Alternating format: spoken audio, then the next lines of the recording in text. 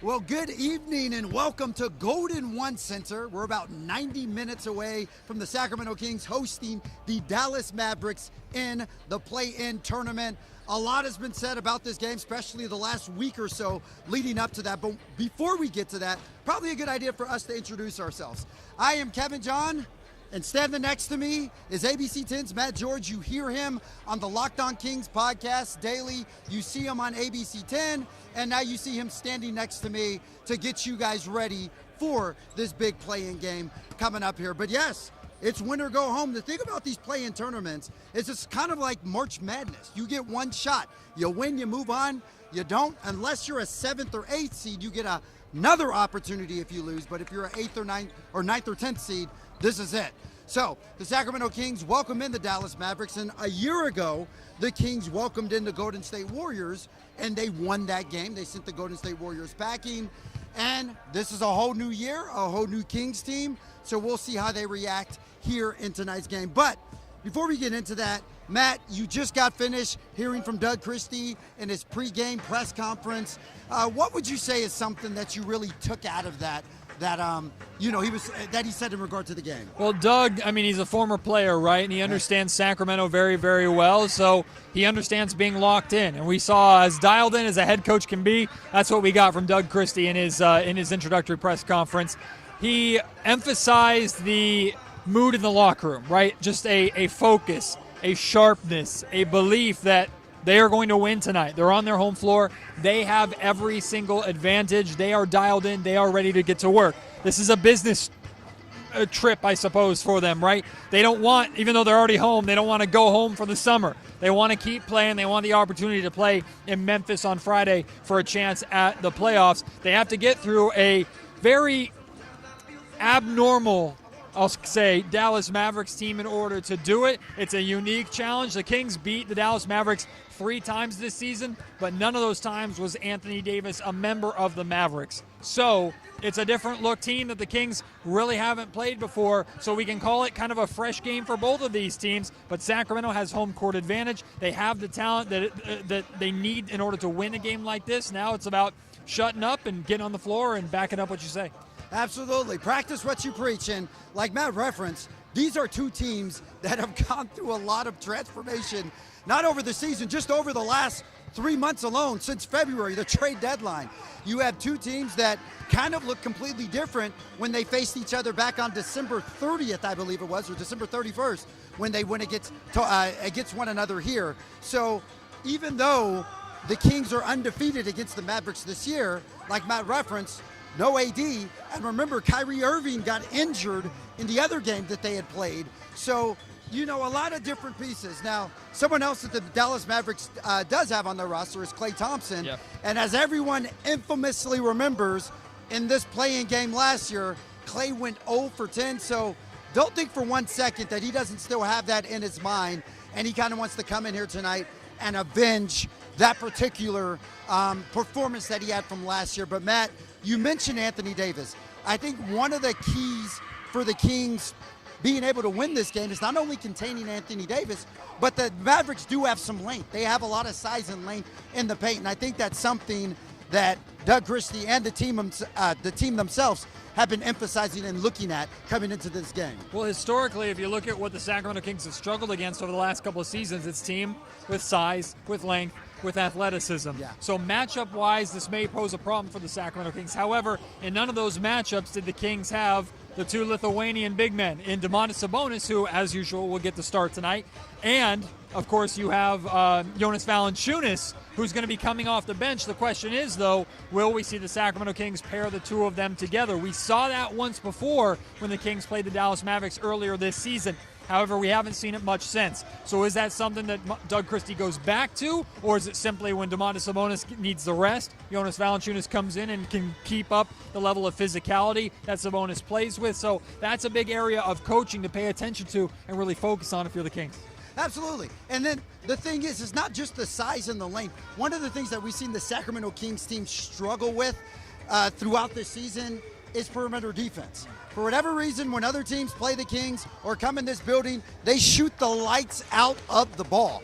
Teams that shoot 30% on three-point throughout the season, come in here and shoot 45% in one particular night. So, the problem with the winner-go-home mentality, and Matt, you can look at this either way. You can look at this as an advantage for the Kings because the Kings have shown you on any given night they can beat the Cleveland Cavaliers. They can beat the Boston Celtics. As a matter of fact, I believe they're 3-1 against those teams this year. So you can look at the winner go home as an advantage for Sacramento because we know they could show up on any given night. But on the flip side to that, though, Matt, too, you can also have a bad game on any given night as well, which we have seen the Kings do to teams they should have defeated. Washington Wizards are one of them. So it's kind of like any way that you look at this, you could see it as an advantage for the Kings or a disadvantage. I'm going to ultimately give them the advantage because it is home court advantage, and we know how loud these 18,000 plus fans are going to be in here tonight. Doug Christie has talked about that before.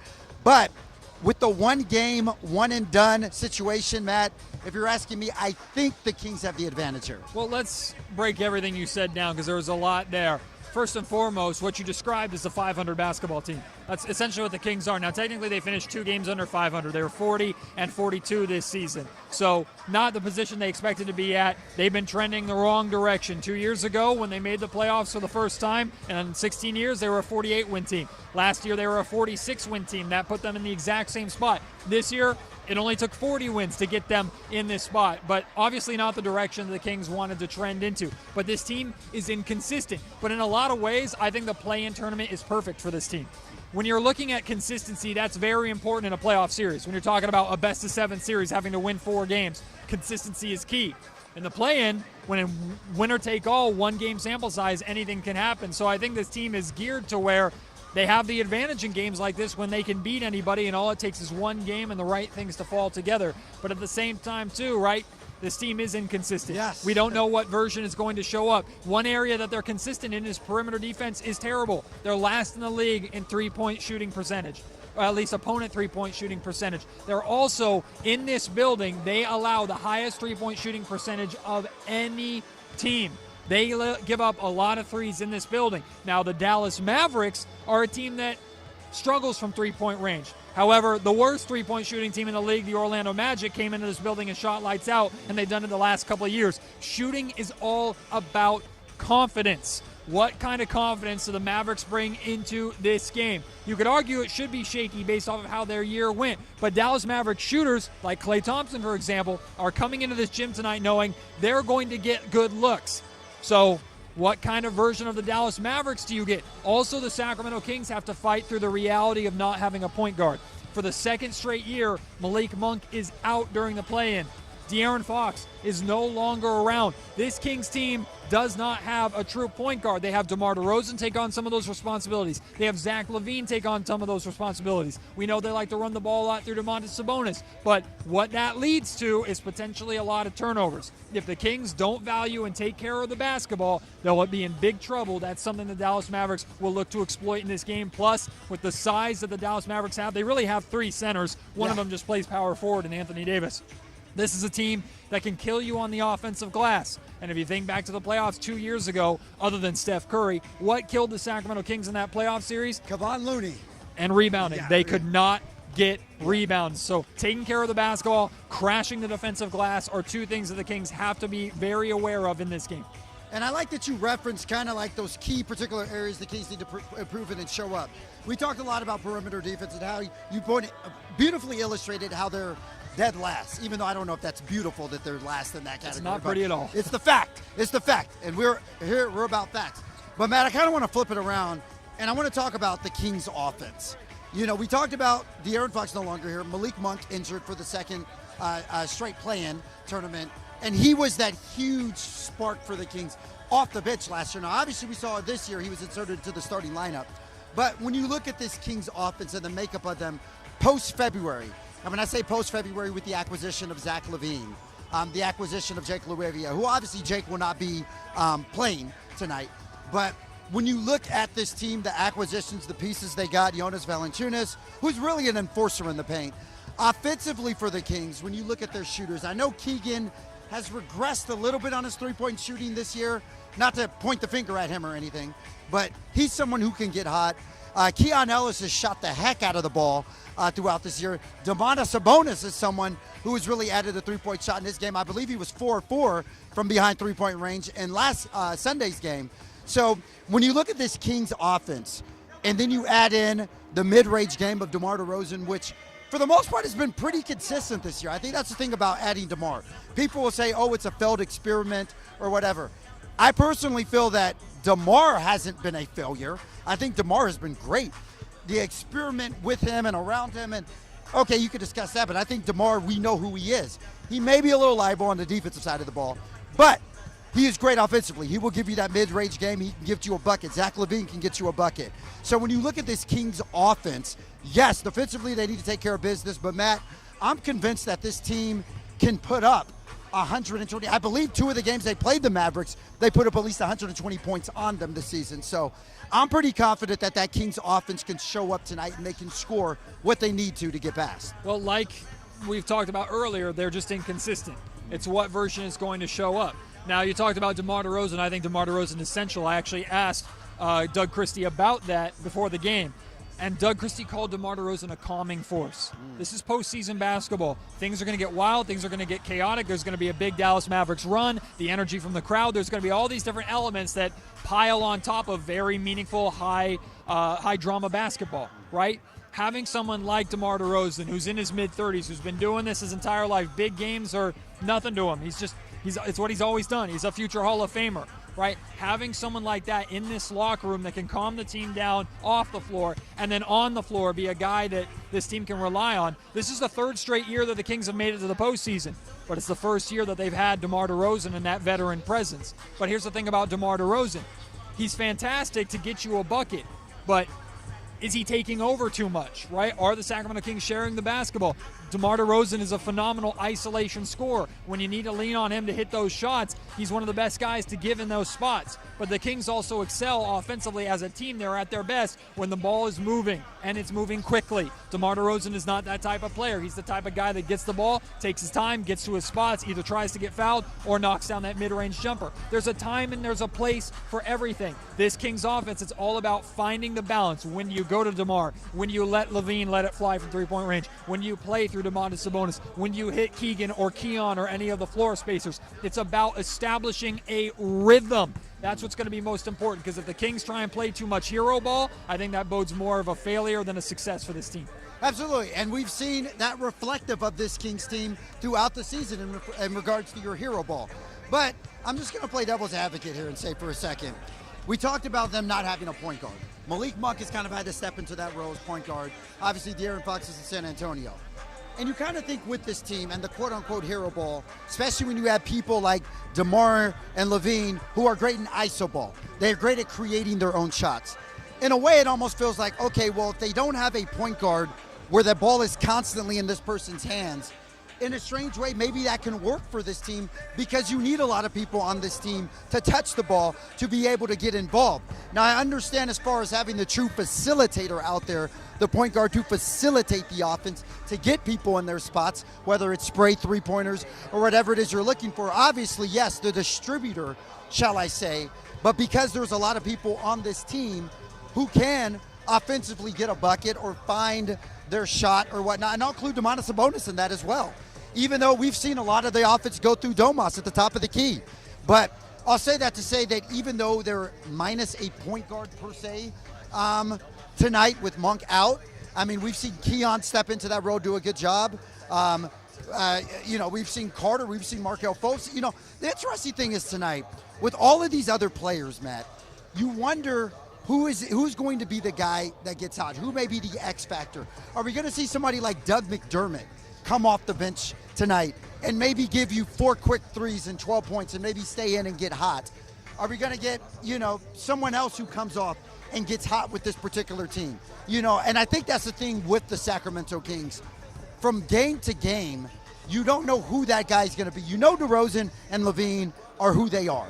But is this going to be a game where Keegan comes out and puts up 28, 29? Now, he's always tasked with guarding the best player on the other team, and that will be the case tonight with him. But the thing that I like, Matt, is you just don't know which one it's going to be tonight, who's going to be that X factor, who comes off. Is it going to be Trey Lyles? Is it going to be McDermott? Is it going to be whoever it's going to be?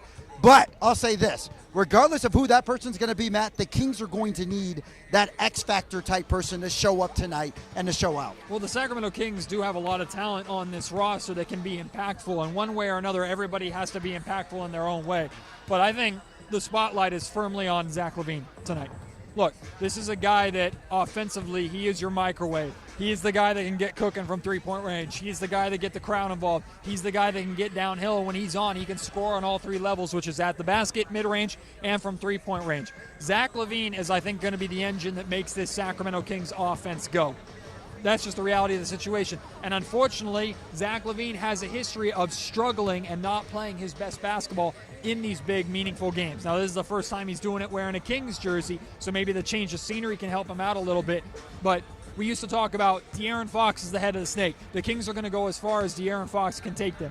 This Kings team, I think, is better overall equipped to make up for if one guy is struggling. But I don't see too many successful results for this Sacramento Kings team if Zach LaVine has struggled or contained, or especially not shooting the basketball. If Zach has a bad shooting night, hey, it happens. But if Zach is not shooting, not getting the ball, not getting to his spots, then you have a problem. Your offense is not firing on all cylinders. And even a team like the Dallas Mavericks, they've been through a ton of turmoil this season, right? They traded away their best player, Nico, their GM, who's not very well liked in Dallas. He is here tonight. And the thing he says time and time again, I don't think it justifies his decision, but what he says is defense wins championships. He's built his entire roster and put his entire reputation on that. Some would call it a cliche, some would call it a truth. This is a Dallas Mavericks team that defensively should be better than the numbers that they have shown this season. So Sacramento has to be wary that they're going to get elements of their game taken away, or they're not going to be allowed to be comfortable, especially when they come into the paint. That's a big thing about defense, is making sure teams feel you. That's what Doug Christie talks a lot about with his Kings team. He wants to make sure that the Dallas Mavericks, or whoever the Kings play, feels them and knows that they're there. Dallas is going to try and do the same thing, especially with the amount of bigs that they have. So I think a lot of it falls on Zach LaVine and his effectiveness, and everybody else has to fill in their role and step up in the event that something goes wrong or somebody is struggling. Well, we definitely know, speaking of defense, we know the defender AD can be. We know the rim protector he can be. We know how he can block shots. We know how he can obstruct shots. But, Matt, there is an interesting stat, which I know you're familiar with. All-time, Sabonis against AD, I believe he's, 10-3 against them, or 10-2? Right. I don't know. But it's favorable in Sabonis's. Now, the only... I will say, though, yes, he's not won this season against Anthony Davis. But all of those times, Anthony Davis was a Laker, not in Dallas. So, again, wipe the slate clean. We don't know. There's so much about this game from the Mavericks' perspective we do not know. So we're going to see when it tips off. That's what's exciting and also terrifying about a game like this. I like terrified because it builds a suspense. But, the funny thing is, Matt, this was a game where 2 weeks ago, I honestly thought that the Mavericks were just going to call it a season and tank and whatnot. And then when you saw AD come back, you're like, whoa, are they actually going to try to make a run out of this thing right here? So a couple of weeks, and also the Kings, we didn't know where they were going to be. So a couple of weeks ago, both of these teams, you were just kind of unsure about them, the nucleus of them, what direction they were going to go in. Are we going to take, maybe try to get a high draft pick? And then you see both of these teams kind of finish out the season somewhat strong, and you're like, okay, well, they're both going for it, which why not? If you're in the play-in tournament, why not go for it?